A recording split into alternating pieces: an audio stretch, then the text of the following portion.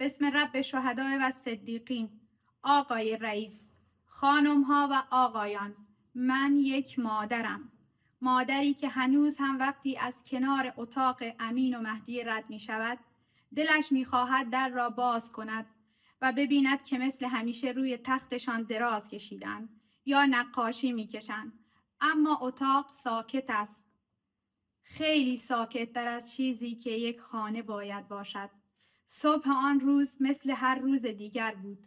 برایم عادی بود که کفش‌هایشان را جلوی در مرتب کنم، موهایشان را شانه بزنم و کیفشان را روی دوششان بگذارم. هیچ نشانه‌ای نبود که این آخرین بار باشد. وقتی از در رفتن بیرون فقط گفتن مامان بعد از مدرسه بیا دنبالمون. همین جمله ساده حالا 1000 بار در ذهنم تکرار می شود و هر بار قلبم را می سوزاند. هیچ مادری فکر نمی کند که بچهش را با لبخند راهی مدرسه کند و بعد فقط سکوت بماند. هیچ مادری آمادگی شنیدن این جمله را ندارد که فرزندت دیگر بر نمی گردد. این روزها هر بچه‌ای را می بینم، یک لحظه فکر می کنم شاید اگر امین و مهدی هم بودن همینطور می دویدند و بازی می کردند. همینطور می خندیدند، همینطور زندگی می کردند. لباس هایی که برای سال نو با ذوق خریده بودند هنوز همانجاست.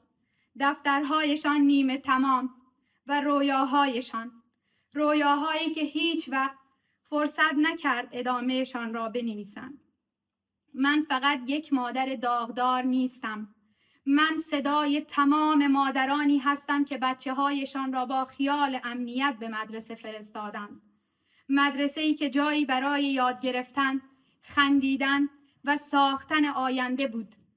جایی امن برای کودکانی که قرار بود فردای این جهان را بسازند. نه جایی که آیندهشان در یک لحظه خاموش شد. از شورای حقوق بشر و اعضای آن، از نهادهای مسئول و از همه کسانی که وظیفه و توان دفاع از جان کودکان را دارند می‌خواهم که این فاجعه فراموش نشود. حقیقت باید روشن شود و اسرائیل و آمریکا که باعث این درد شدید شدند باید پاسخگو باشند، نه برای انتقام بلکه برای عدالت، برای این که دنیا بداند جان کودکان بی ارزش نیست و هیچ پدر و مادری نباید دوباره چنین انتظاری را تجربه کند.